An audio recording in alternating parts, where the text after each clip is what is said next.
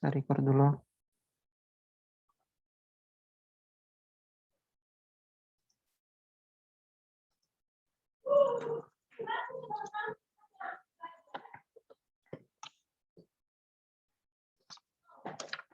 Baik, selamat pagi untuk kita semua. Salam sejahtera, terkhususnya untuk Ibu dosen, Ibu Monika Hutun, dan teman-teman dari konsentrasi jurnalistik angkatan 2019.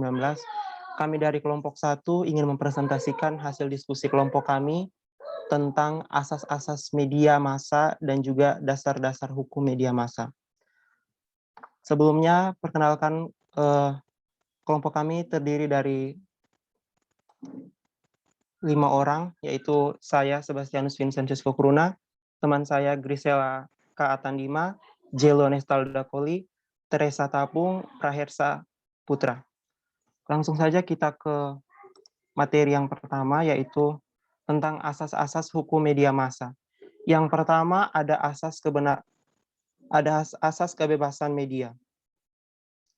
Asas kebebasan media ini sendiri, penjelasan umum tentang asas-asas hukum media massa ini sendiri adalah agar sebuah produk hukum yang mengatur media memenuhi tujuan hukum media, diperlukan rumusan asas-asas dalam hukum media massa.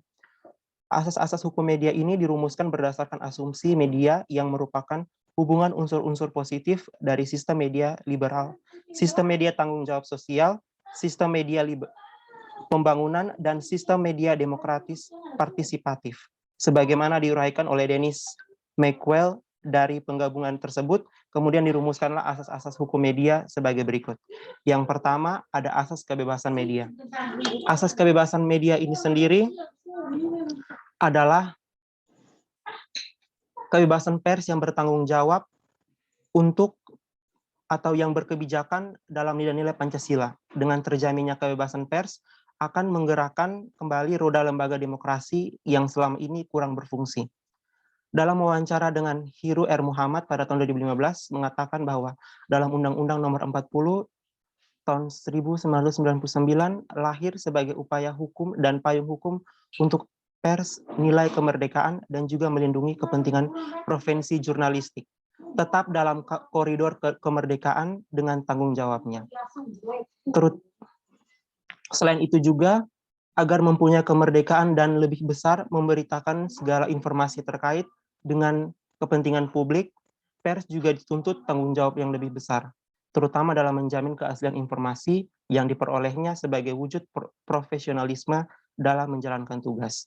Mengenai nilai-nilai kebebasan pers di Indonesia telah diakomodir dalam Undang-Undang tahun 1945, yaitu diatur dalam pasal 28, pasal 28E ayat 2 dan 3, serta pasal 28F. Oleh karena itu, jelas negara mengakui bahwa kebebasan mengemukakan pendapat dan kebebasan berpikir adalah merupakan bagian dari perwujudan negara yang demokratis. Konsep ini sendiri dalam mengeluarkan pendapat dan pikiran merupakan hal yang mutlak bagi proses demokratisasi suatu negara. Hanya saja kebebasan perlu jangan sampai kebablasan dan menjadi tanpa batas. Untuk mencegah disalahgunakannya pers sebagai media penghinaan, fitnah, dan penghasutan, diperlukan perangkat hukum lain yang sebenarnya bertujuan bukan untuk mengekang kebebasan pers, namun membuat pers Indonesia menjadi lebih profesional. Kebebasan pers dalam mengemukakan berita tetap dijaga, bukan berarti kriminalisasi dalam pers tidak dimungkinkan. Dalam hal media pers telah menjadi alat untuk melakukan penghinaan dan fitnah, tentu saja oknum tersebut harus dipidana. Selanjutnya akan dijelaskan oleh teman saya, Sela.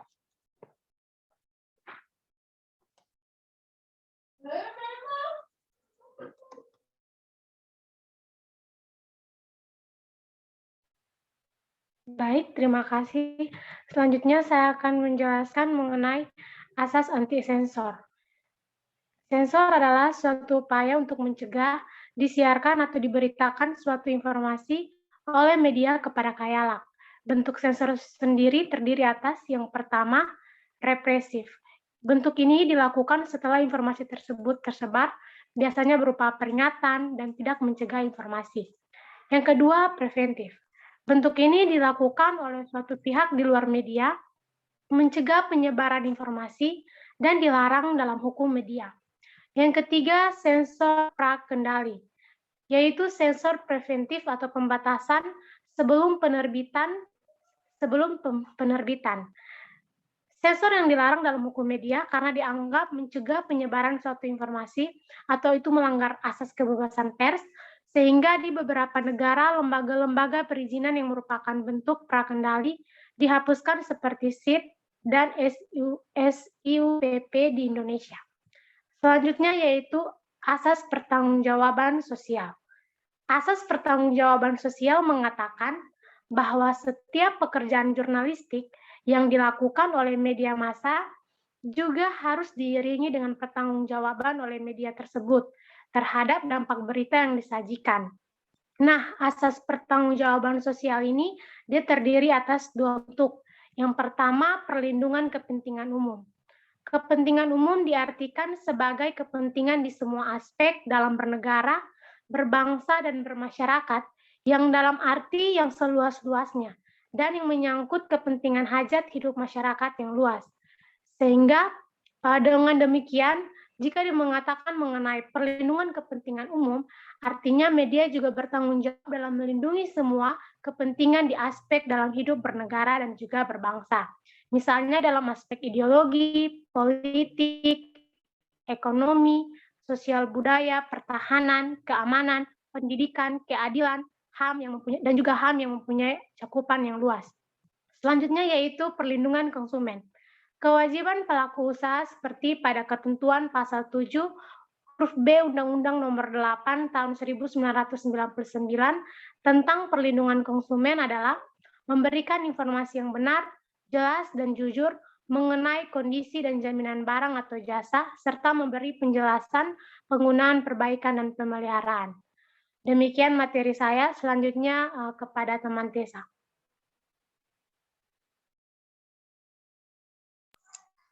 Baik, terima kasih untuk waktu dan kesempatannya teman Sela. Saya akan melanjutkan materi presentasi kami mengenai asas-asas hukum media. Keempat, yaitu asas pembatasan kepemilikan. Asas pembatasan kepemilikan ini bertujuan untuk menjamin adanya kebinekaan atau keberagaman pendapat. Keragaman pendapat atau isi bisa dicapai antara lain melalui keberagaman media. Keragaman media bisa dicapai bila terdapat keragaman pemilik media. Pembatasan kepemilikan dilatar belakangi oleh landasan pemikiran. Untuk menumbuhkan pemikiran yang demokratis, maka diperlukan keragaman pendapat. Secara struktur media massa dituntut memenuhi standar-standar normatif, yaitu ada 4 standar normatif. Yang pertama adalah kebebasan media. Media harus bebas dari kontrol pemerintah yang berlebihan atau kelompok kepentingan tertentu. Yang kedua, pluralitas dan kepemilikan. Media seharusnya tidak didominasi kelompok kepentingan tertentu.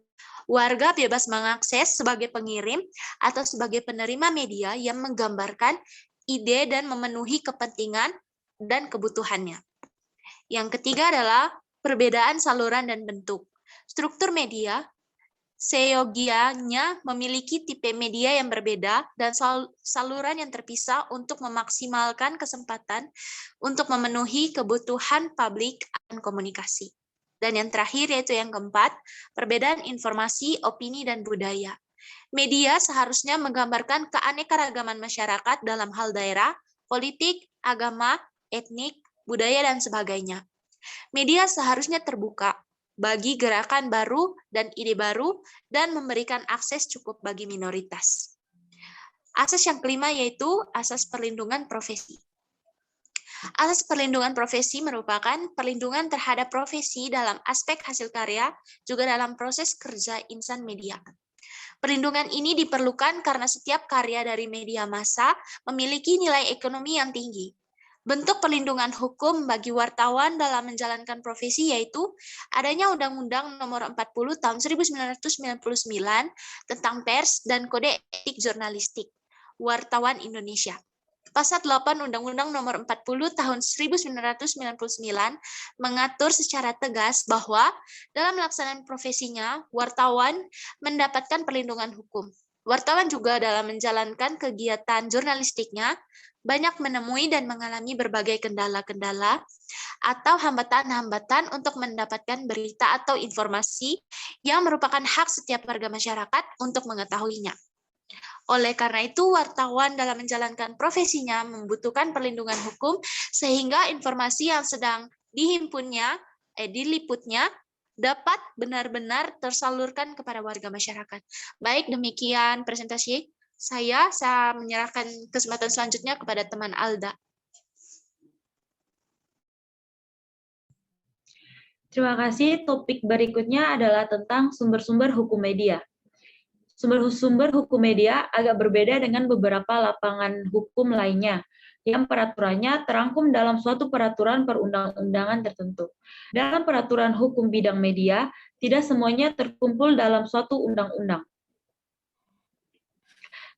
Seperti hak asasi manusia, aspek manusia bisnis, sampai aspek-aspek teknis telekomunikasi. Menurut domina struktural atau legal formal, sumber hukum media massa yang tertinggi adalah Undang-Undang Dasar 1945. Artinya, kepada Undang-Undang Dasar 1945 inilah semua hukum yang mengatur media massa di Indonesia merujuk.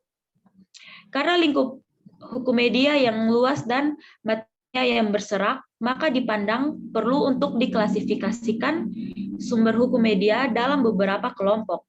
Klasifikasi disusun berdasarkan isi atau substansi permasalahan yang diatur, yaitu peraturan perundang-undangan yang berkaitan dengan prinsip-prinsip ideologis politis, ketentuan yang berisi aspek teknis operasional media, dan ketentuan yang tidak mengatur aspek-aspek ideologis, prinsip, dan juga tidak mengatur tentang teknis operasional media, namun secara materi ketentuan yang terkandung di dalamnya berpengaruh terhadap kehidupan media massa.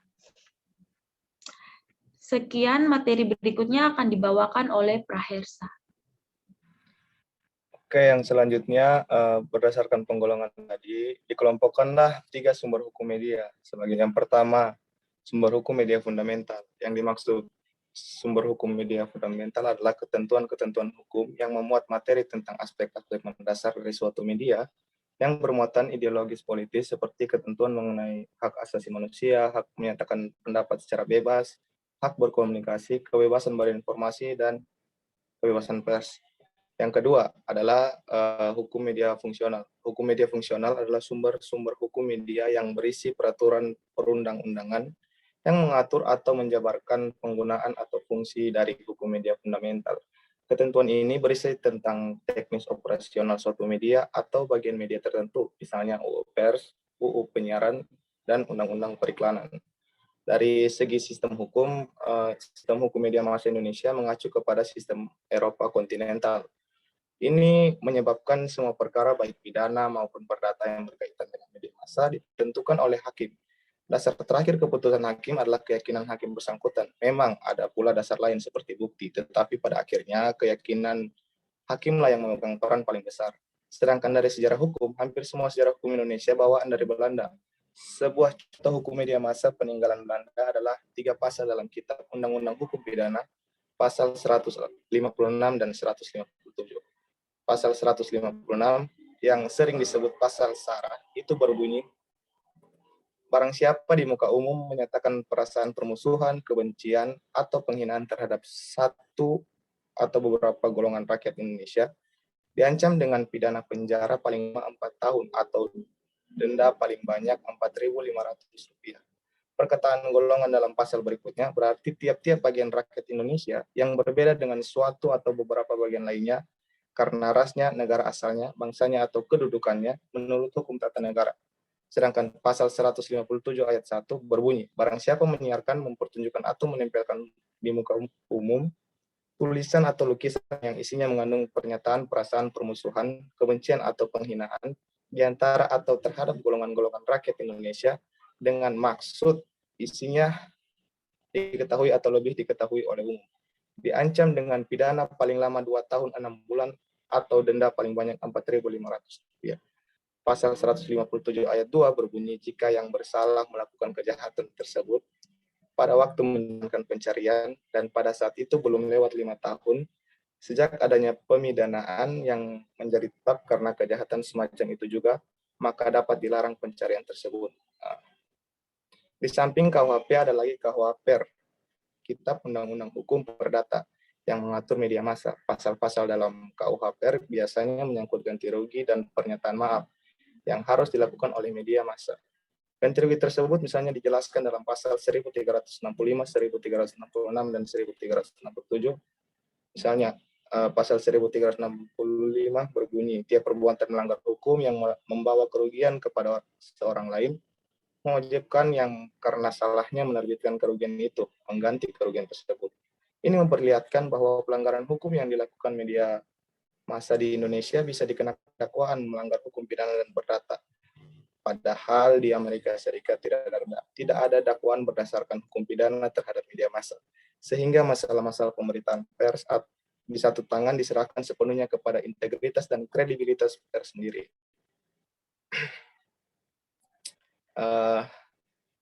Yang ketiga, sumber hukum media struktural. Kelompok hukum media ketiga ini adalah peraturan perundang-undangan yang mengatur tentang suatu sektor atau bidang kehidupan masyarakat tertentu yang tidak secara langsung mengatur tentang media. Namun peraturan hukum ini secara material berdampak bagi kehidupan media massa secara langsung atau tidak langsung. Misalnya undang-undang tentang koperasi, undang-undang larangan praktik monopoli, dan sebagainya. Mungkin materi itu saja materi yang dapat disampaikan oleh kelompok 1. Kurang dan lebihnya kami minta maaf. Jika ada yang ingin berpendapat atau bertanya, langsung saja ke kolom komen di bawah. Terima kasih.